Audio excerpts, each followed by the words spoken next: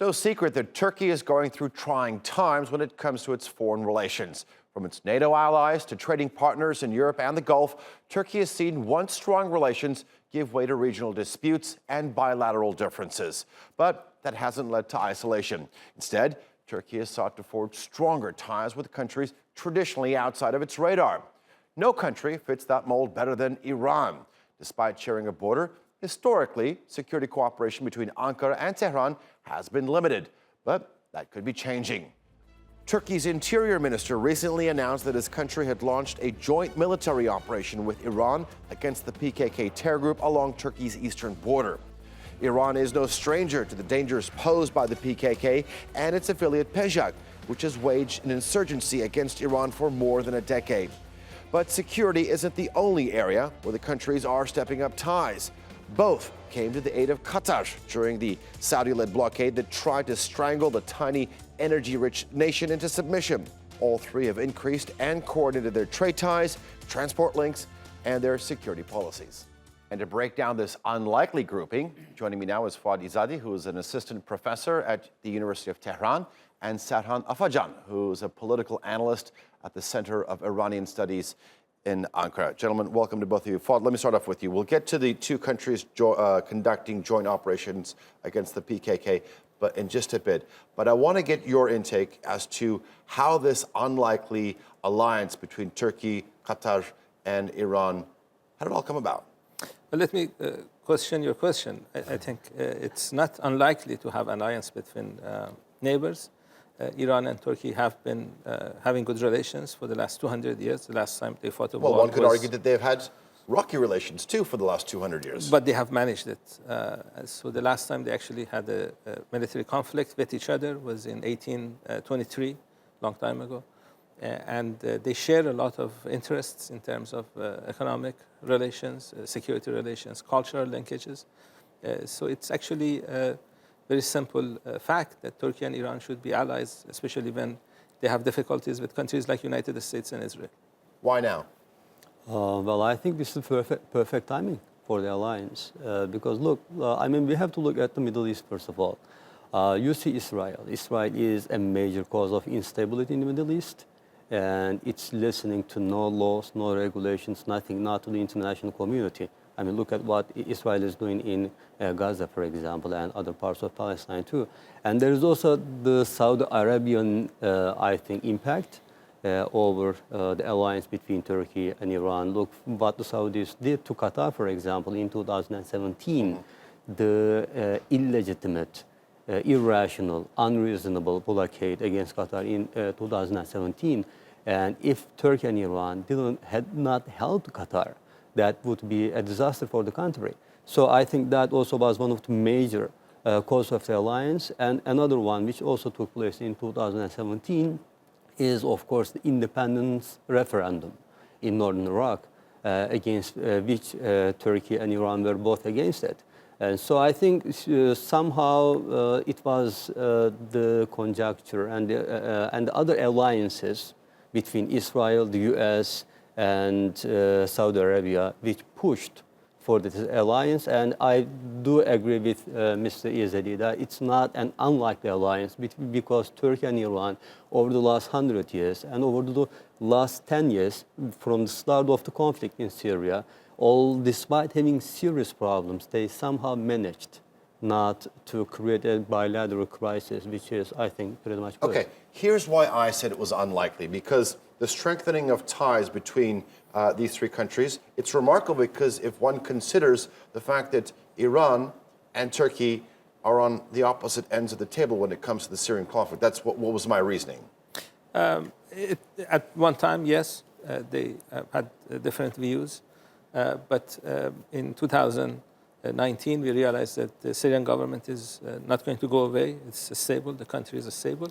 And in fact, both Turkey and Iran share this objective of making sure that the Syrian conflict does not lead into a conflict that breaks up the country, because that would be... So the territorial integrity of Syria is actually... is a goal that both countries share. Okay. They also share a concern about terrorist organizations in Syria, and that's another objective that both of them need to make sure that is basically, Syria is not a hub, a place, a center for terrorist organizations to attack both countries. I'm interested to actually get your input on how you think this new axis will affect the balance of power in the Middle East.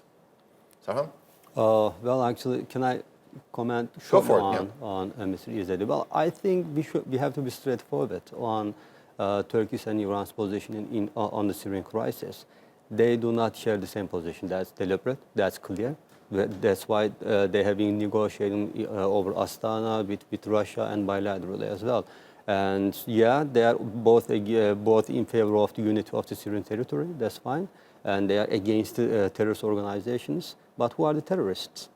That's not really clear. I mean, those who are regarded as terrorists by Turkey are not necessarily regarded as such by Iran and vice versa. So, and that's why they have been negotiating.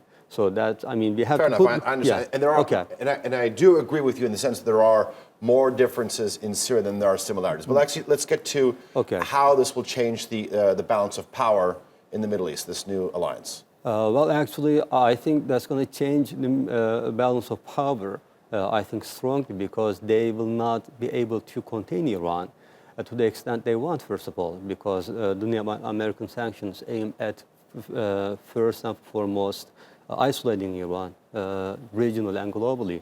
If Turkey somehow supports Iran, they cannot really fully do that 100%.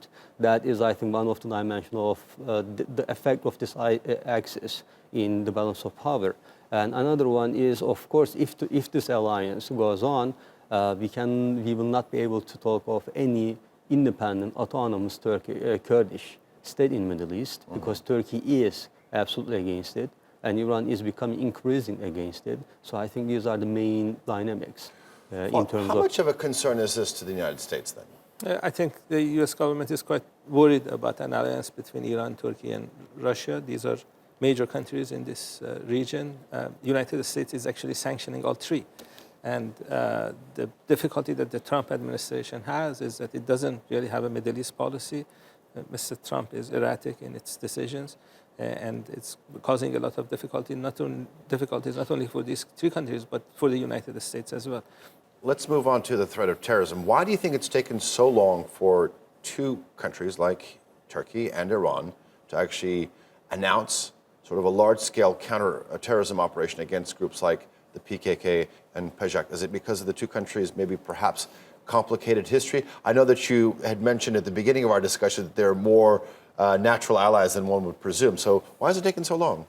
I think they're trying to position themselves in terms of what they see for the future of the Middle East. I think as time passes, both countries realize that they need each other. Iran supplies about half of the oil that Turkey consumes, and 1/5 of Iran's trade goes through Turkish territory. So in terms of economy, in terms of cultural linkages, we have a large Turkish-speaking, Azeri-speaking population in Iran. And of course, Turkey has a large Kurdish population that share the same culture with Iranian Kurds. There are a lot of linkages that exist between the two countries. And they were competing on Syrian issue a few years ago severely. But they are realizing that competition, given the fact that they have common enemies, is not going to be the way forward. So they are finding ways of actually cooperating with each other more. President Rouhani was in Ankara about 3 months ago. President Erdogan was in Iran about 6 months ago. They're visiting each other's countries frequently. They have this high council for strategic relations, they call it. They have had 5 meetings already. The presidents of both countries preside over that council. So they are actually trying to find ways that they can cooperate more, and both countries, I think, need it. In terms of counter-terrorism operations, how important is it to get the central government of Iraq on board too? Because from a Turkish perspective, the headquarters of the PKK are in northern Iraq in Kandil. Yeah. Is it likely to get Iraq on board too? Well, I think that's one of the reasons why Turkey wants Iran in the operation. Because Turkey, we are talking about Kandil, and Kandil is not in the Iranian territories. The Kandil Mountains are basically in the Iraqi territories. Yeah. And the operation is Turkey and quite familiar and perfectly professional regarding operations in Kandil. It's nothing new. It has been there for decades. Yeah. Why Iran now? Because Turkey needs Iran to get the support of the central government of Iraq. Because if that doesn't happen, Iran can always object, okay? Because this is Iraqi territory, this is illegal, etc. And Turkey doesn't want that. And the other reason why Turkey wants Iran in the operation now is that Turkey wants Iran support for the PYD and for YPG against the operation against them. So Turkey may do the Kandil alone, but for Syria, for the terrorist organizations, PKK-linked terrorist organizations in northern Syria, Turkey needs Iran's support. All right, changing developments leading to new alliances in the region. Gentlemen, thank you very much. Good to have you on Straight Talk. Thanks for having me.